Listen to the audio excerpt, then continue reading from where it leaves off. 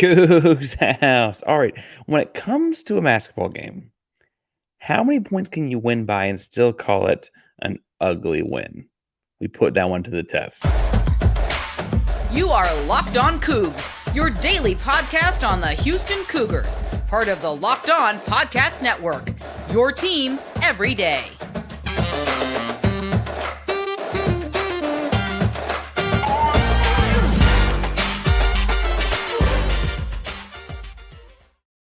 Welcome to Locked On Coogs, daily podcast about your Houston Cougars. I'm your host, Houston-born teacher and coach, Parker Ainsworth, here to break down all things Cougs. If you're a U of H fan or just a hater who came to step by, you exist too.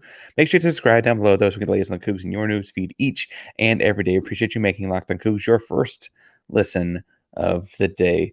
Welcome back to the YouTube channel. That's where you found us. It is so good to see you again. Remember to subscribe because we're doing a giveaway every 250. We're approaching 1750. That's the next one. Hit subscribe to help us get there. Like, comment the video to let us know you are in the contest. Still figuring out what that is exactly. But for the time being, hit subscribe. Help us get there. If you don't know what to say, you're more a football person. This is a basketball-heavy episode. Tell us. All right, I've been saying today, I've gotten addicted to my Diet Peppers here. What is your soda, your pop, your Coke of choice? Tell us in the comments down below. All right, so today we're going to do talking about Towson and Houston basketball. So it's an ugly basketball game. Talk about what that looks like in a moment. The second thing I'll do is talk about some of the lineup stuff. They may switch in the starting lineups in this game, and I think it's really interesting to look at how that works, to say the least. And moreover, I want to talk about like what that does to the lineups over the course of the game and why certain lineups might work more than others. And last but not least, I want to talk some and preview the Utah game because Houston will be playing Utah on Friday afternoon in the second round of the semifinal round of the Charleston Classic. Fun stuff going on there for sure. But first, let's get something that was fun, but not as fun as it could have been. And that is the Houston win. Now, Houston does win the basketball game. I don't mean to act beaten down at any stretch. 65-49. It was never in doubt. Even early when it was like 6-6 and stuff, I was like, okay, this is going to stretch out and be a Houston win just by the momentum of the game. I don't mean to seem like we lost. It was not that kind of a win by any stretch, but Houston went at halftime up 37-17. And frankly, had dominated kind of the second half of that half, like the second quarter, if you will, of basketball. And it was in large part because they couldn't cover LJ Cryer. LJ had 16 first half points. They couldn't find him in transition. He was hitting threes. They couldn't find him running around without the ball in his hands. He was hitting threes. And when he finally found him and like overhelped and overcorrected and closed out on him, they were not low hips, not high hands. And he went right by them on his way to the basket. Had a great first half. And frankly, it felt like, okay, he'll come out in the second half, the same thing for the first 10 minutes. We'll let Ryan Alvin play the last 5. We'll call this thing good, right? And instead, that was not how the second half went. Houston Cougars actually lost the second half of this game. Again, they were up by 20 at halftime and won the game by 16. Now, I know that losing by 4 when you were up by 20 is not the end of the world, but I do think it's worth pointing out that that's kind of how back and forth and slow and lethargic the second half felt. And admittedly, I think part of that was probably that Houston knows they've got to play. At that point, it was Utah or Wake Forest on Friday and another game against a highly competitive team this weekend. And I get that. And I also get, frankly, that it was kind of, a travel game, a road game to a neutral site, kind of a weird deal. You don't know exactly when you're going to play because they got to wait for the game before you to finish. And But the point of these things, as Kelvin Sampson said in his press availability, I believe it was after the Stetson game, is to get ready for March Madness, get ready for the tournament. And that's kind of exactly how the tournament goes, right? Anyway, it's first stretch. I'm being nitpicky here because I can pick nits when I'm at this point. But I will say this team shot very well from the three-point line today. 41.2% of the game. They were 45.5% in the first half, actually. And again, it was never actually in doubt. It just felt like an icky second half. Like, why are we doing this with this? Why are we playing with food here? Let's get Ryan Alvin 10 minutes. Let's call it a day and go home, right? I will say when those icky moments were happening in the second half, I went from like a 24-point lead to an 18-point lead. Like, oh, what's happening here? I thought it was really interesting that Jamal Shead was like, now I'm happening here. At that moment, again, the lead got cut by 6 points. If there were going to be a comeback effort, that felt like the start of it, and Jamal Shead cut that crap down real fast. He got after a JoJo tug offensive rebound, he got the kick out on top, put it on his arm, watched the clock run down, and went off a JoJo tug screen, hit a tough floater. Defensive stop, next possession, he gets it, is going off a pick and roll in the same kind of situation, rejects the screen, go back and attacks the cup, does a tough up and under, gets the defender in the air and goes right through the contact, doesn't get a foul call, but does get the layup after that. Come back down, steal happens, boom, Jamal Shead gets outlet, he kicks ahead for a lob, like a big lob pass from Blake Wilson. Suddenly, it goes from 24 to 18 to back to 24, right? Boom, boom, boom, really, really quickly. And I think what's fascinating has been watching through 4 games now. 1, 2, 3, 4. Jamal Shead is dominating every game, controlling every game, and is like a true pro point guard on the floor, dictating the other 9 chess pieces with every movement of his body without scoring the basketball. On Thursday night, he had just 9 points. He did have 8 assists and 1 turnover. And for what it's worth, this season has not been his most scoring season of all time. He had 5 points against Stetson, 5 points against Louisiana Monroe. I think he had a basket against Texas A&M Corpus Christi. That's not how he's going to dominate this season. He has said, somewhat beating around the bush, that, like, part of the reason that we remember last year against Miami in March Madness, his knees were wearing down. He was wearing like long tights to try and stay warm. There was just something not quite right with his legs. His legs were just spent. And then play those Miami guards in Sweet 16, you have a problem, right? It wasn't himself. This is a way for him to kind of like pick his spots. And I love Jamal. Will never hear this, but if he does, I love the growth and maturity of that to his game. He's like, listen, this is Towson. We got this one. I'm going to make sure we got this one. I'm going to control this game with every movement of my body. But when it's time to go, like they might start to come back, I'm going to make sure they don't, right? I love that out of a point guard. I think that's an interesting difference between, frankly, how they used Jamal and how they used Marcus a year ago. Marcus had to score for this team to be any good, right? And they were very good, and he scored a lot of points. But Jamal doesn't. His role is very, very different, and I really, really appreciate the way he's going about that. Other things about this game, the first half defense was tremendous. Again, holding a team 17 points in 20 minutes is ridiculous. They only forced 6 turnovers technically. They had 4 other shot clock violations. They also had forced 4 air balls. And so you can see how that very quickly becomes a 14 turnover feeling first half, even if we only had 6 in the books. And so really, really tremendous defense the first half. It felt like watching Towson, like they were playing a game versus sped up team. They never playing at that speed before seemed foreign to them. It was like taking them, moving up to a different league, right? They kind of settled in themselves in the second half, had some quick give and go kind of patterns they ran.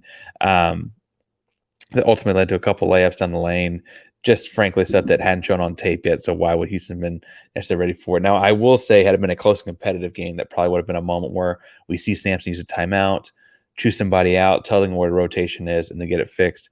And this one I did appreciate. He kind of let them play through the ick and then go back and watch on tape after the fact. Again, it was a 16-point win. I mean, say it's not. The interesting thing, though, was that Houston had a change in their starting lineup, and I think it took several of us that have been paying attention by surprise. But if you want to surprise yourself or do some winning like Houston did this weekend, make sure you go to prizepicks.com/LockedOnCollege to do it. It's the daily fantasy sports site to do all kinds of things daily fantasy. And like this show has a bonus episode coming out very soon that's also about football. This show does football and basketball. You can do both of those things at Prize Picks with their parlays that combine things like receptions and made threes. So say Travis Kelce is going to make 7 catches and LeBron James is going to make 4 threes. Set the over-under. They put it at 10.5. Boom, you got it. You know it's the over, right? Those kinds of things. They combine all kinds of sports. You can show off your sports knowledge at Prize Picks. They also have this really, really cool thing, which is an injury reboot policy. So if you got a guy that gets hurt in the first half, he comes out. A couple of Towson guys got hurt in the first half tonight. He comes out the game, boom.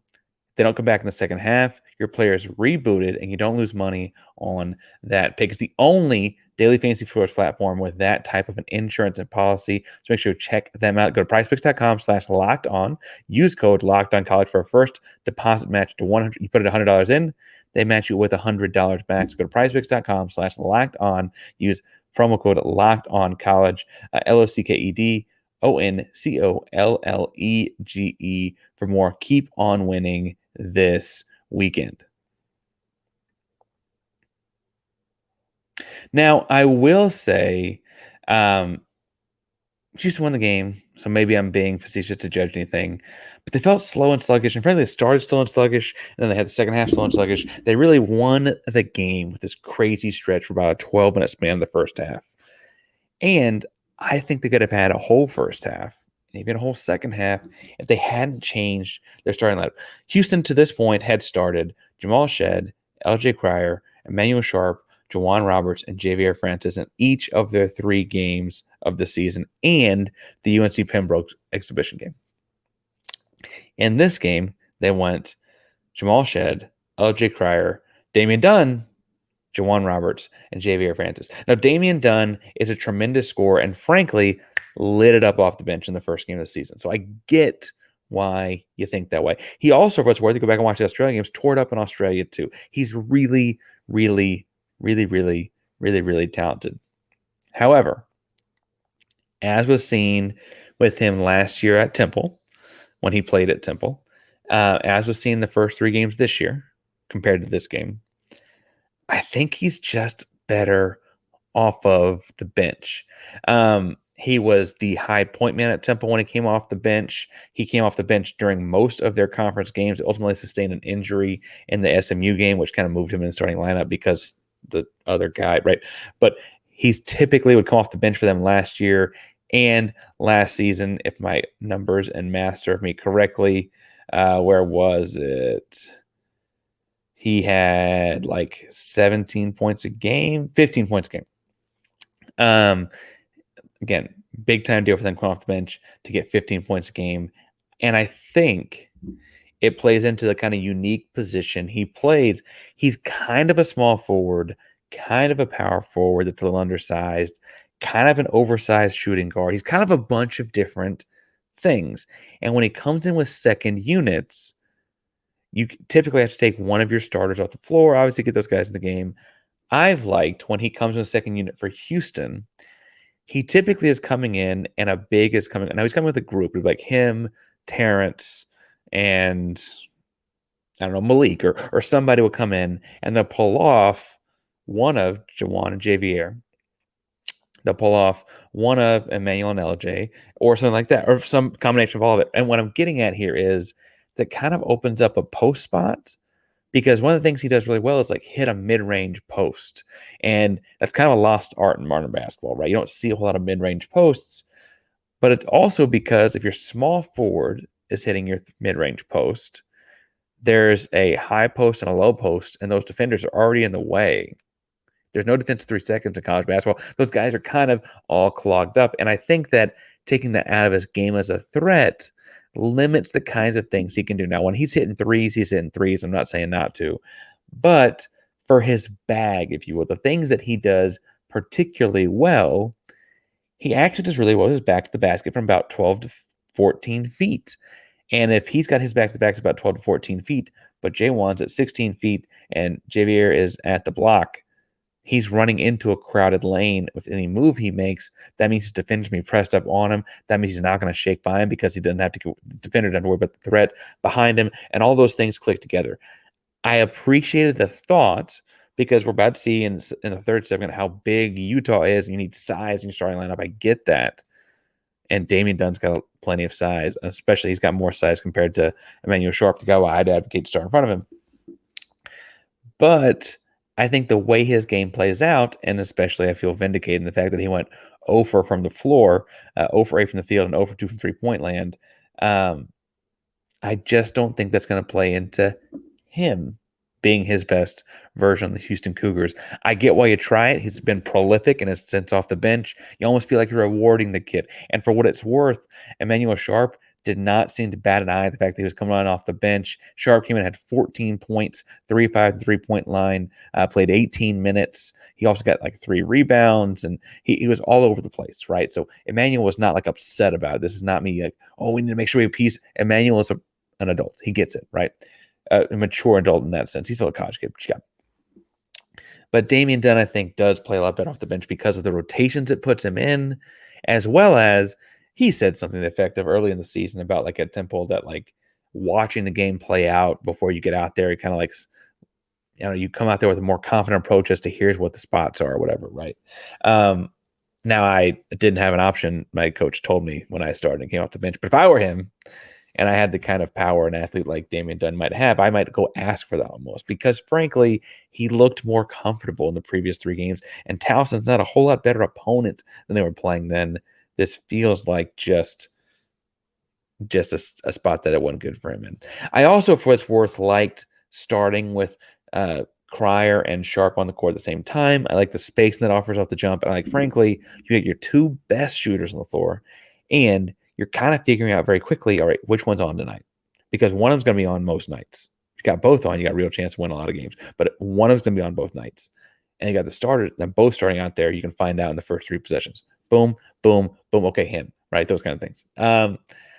I also like alternating into the small ball group with the second unit, which again would be putting in Terrence. Say you put Terrence, JoJo, and Damian all out there together as your like forward spots, your big spots. You got smaller, more athletic, and more bouncy really quickly, right? So I think I like those lineups with that coming off the bench again, right? Now, this also might just be Damian Dunn's first start in Houston Cougar uniform.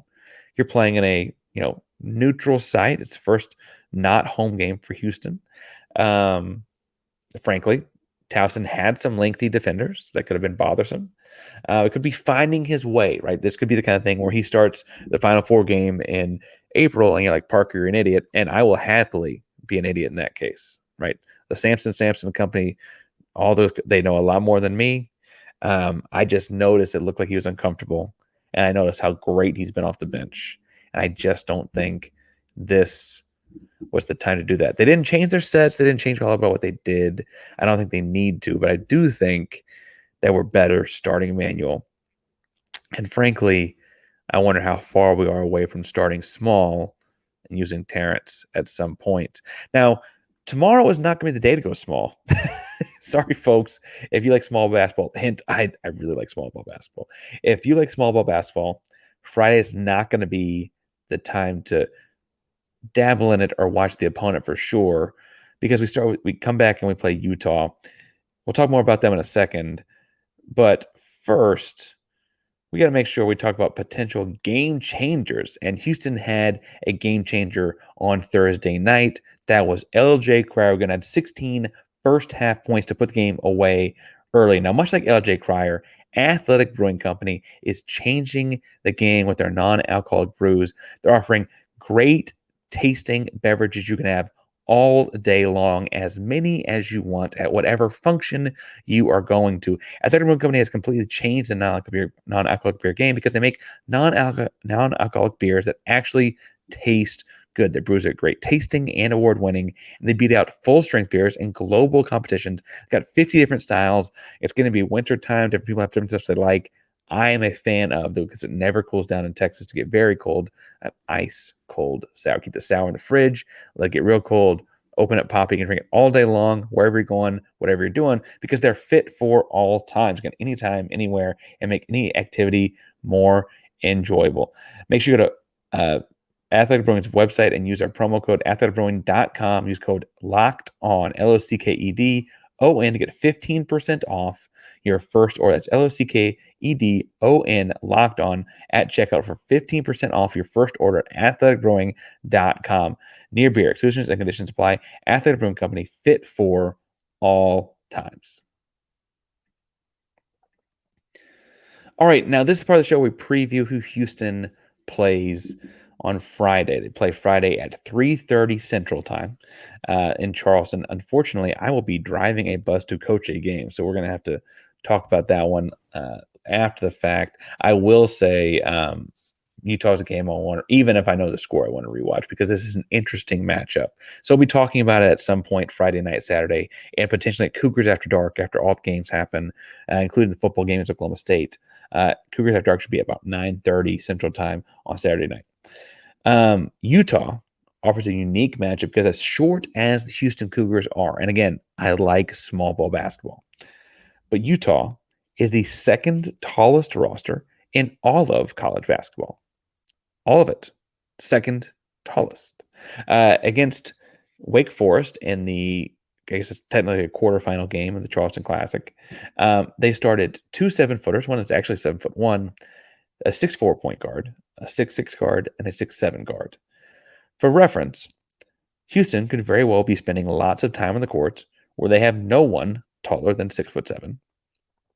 And Utah started their game with 3 of the 5 guys being over 6'7". Now, I think what's particularly interesting about this game against Wake Forest, and I'm watching this to kind of get ready for the game because I want to know who are playing and why. Brandon Carlson is the highlight player of the game. A Utah podcast, we talk about him in their Athletic Brewing Company spot, right? He's not a legacy 3-point shooter. It's not like he's not a guy that I would say you initially scout to stop from 3-point land. However, he did get hot in this instance. On his career, he has not shot particularly well. Early in his career, he shot like 50% as a sophomore from 3, but he shot less than 1 a game. So, like, how that goes. Last year, he shot just over 30%, and the year before, he shot just over 30%. Against Wake Forest on Thursday night, he went for 57% from 3, 4 of 7. He finished with 31 points. He's frankly more of an inside and outside guy than their other 7-footer. And so I imagine he draws the Juwan Roberts matchup because the way he goes in and out. That leaves Lawson Loverling for one Javier Francis, both of which offer difficult matchups because of how tall and long they are. And so while Juwan and Javier and JoJo and maybe even some Sedlot and those kind of guys will be covering them primarily, the real trick's going to be, can Houston get ball pressure on the guards, double team from the backside, and the monster kind of double teams that they typically do against these post players to get the ball out of their hands. What I imagine see happening is if they hit the guy on with defense's right block, the defense's left guard will come over to double team from the backside and force long lob passes because the intense pressure double team where the big man can't put it on the ground, right? And what's going to happen there is then the defense goes into scramble mode once the guy released the ball on a lob. Someone, hopefully a very athletic guard that can pick the ball off, will have to cover 2 while they're double teaming, and those kinds of things happen, right? That's what the ball spits out. I still think Houston wins this game, though it's a tough matchup for them. And it's not the kind of thing where I think anyone in Utah is better than anyone on Houston. It is the kind of game where the things they do well could potentially give Houston problems as a team, but I'm not too terribly worried about it. They ran a lot of different, alternating between a couple different zone coverages. They used all that length to try and take up spots on the floor. Here's the thing with that. Houston's got shooters. Right, remember they shot 45.5% from 3 in the first half against Towson, and Towson's running a much more intense man defense as far as ball pressure goes. Zone's defenses all have spots within them. It's going to be about diagnosing which zone Utah is lined up in and dissecting which spot to hit it in and getting Cryer or Sharp or Arsenault or Shed or whomever the hot hand is open into that spot. All kinds of different ways to do that schematically.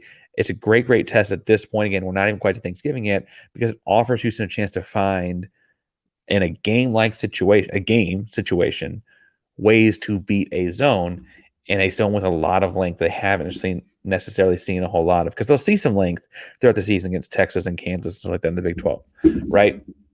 But as far as why I feel confident in Houston, I think in watching this game, there was a moment in the second half where I thought Wake Forest was going to take this one away. And that was because, frankly, Hunter Salas kind of took over. Hunter Salas was 8 of 12 from the field. He had shot 50% 3-point line. Hunter Salas kind of had his way as a very normal sized guard against this zone attack, right? Cameron Hildreth was their other guard at Wake Forest, who kind of found his way at 14 points on good shooting stats, on good shooting percentages. Kind of found his way against Utah. And again, these are two normal size. I think Hildreth is 6'4" and Salas is 6'3", normal size guards against what they're doing. And I don't see why Cryer and Sharp and Shead and those guys couldn't do the exact same. It does give me hope on this one. I don't think the world's not falling down. Wake Forest very easily could have won this game on the backs of those guards, and I choose our guards over their guards. So I think that's part of the deal there. I will say this might be a game where, unlike in the first segment, I talk about how proud I am of the way Jamal Shead's leading this team. They might need him to get tough buckets in this game. He is a tough, strong guard that will get in the lane and get up in the chest of those 7-footers, get them in foul trouble, get himself to the free throw line. As much as I love Emanuel, he hadn't done that as much as Jamal has. I haven't seen LJ do it. I admittedly, though, didn't watch Baylor as much as a Baylor person might have last year.